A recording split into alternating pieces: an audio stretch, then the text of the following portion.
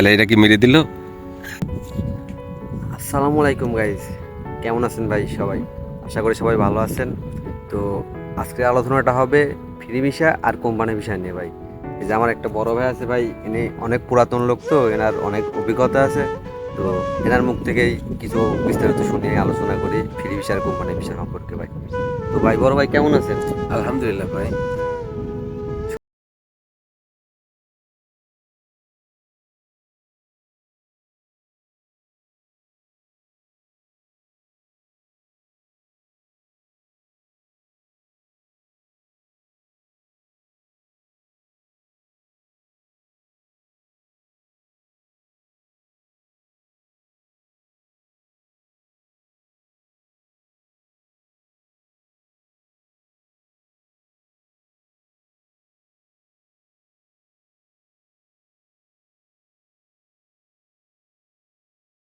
Free company visa সবচাইতে বড় গুণ আর কি। আর আমি মনে করি যে কোম্পানি ভিসাটাই বেটার। তো ফ্রি ভিসা যেটা হচ্ছে আর কি, এখানে আমি একটু আগে ভালো দিকটাই বলি যে আপনি যখন ইচ্ছা তখনই কিন্তু আপনি দেশে যেতে পারবেন ফ্রি ভিসায়। হ্যাঁ, নিজের একটা স্বাধীন হ্যাঁ আছে হ্যাঁ আর কি। হ্যাঁ, নিজের একটা স্বাধীনতা আছে, যখন ইচ্ছা আপনি তখনই দেশে যেতে পারবেন। কিন্তু কিন্তু এর সমস্যার কোনো শেষ নেই। হ্যাঁ, এটা তো ভাই, এটা বলেন ভাই, সমস্যার কথাগুলো বলেন। এটার প্রধান সমস্যা হচ্ছে আপনার প্রতিনিয়ত কাজের সন্ধান করতে হবে। আজকে হয়তো বা এখানে 1 মাস 2 মাস করলেন, এরপর আবার শুরু হয়ে যাবে আবার কাজের সন্ধান।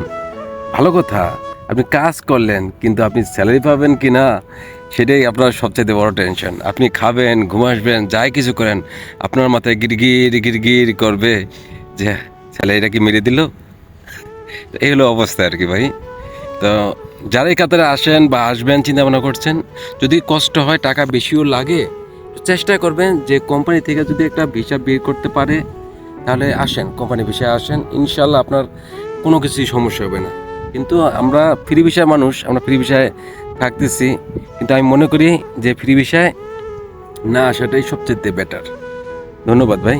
এক কথায় যদি কোম্পানির বিষয়ে কেউ আসতে চায় ভাই, তাহলে ভাই নিষেধ নাই, মানা না নাই। না না না, আসেন আসেন, কোনো সমস্যা নেই, আসেন। এটাই ছিল ভাই সমস্যা, মূল সমস্যার কথাটা ভাই আমার বড় ভাই তুলে ধরলো। তো ভাই এখন প্রবাসে আসতে হলে ভাই অনেক কিছু বিবেচনা করে ভাইবে দেখে শুনে তারপরে ভাই প্রবাসে আসতে হয় ভাই।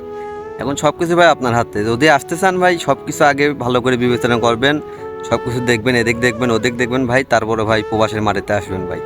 আজকের ভিডিওটা ভাই এই পর্যন্তই, নেক্সট টাইম ভাই বিস্তারিত নিয়ে আলোচনা হবে। আল্লাহ হাফেজ।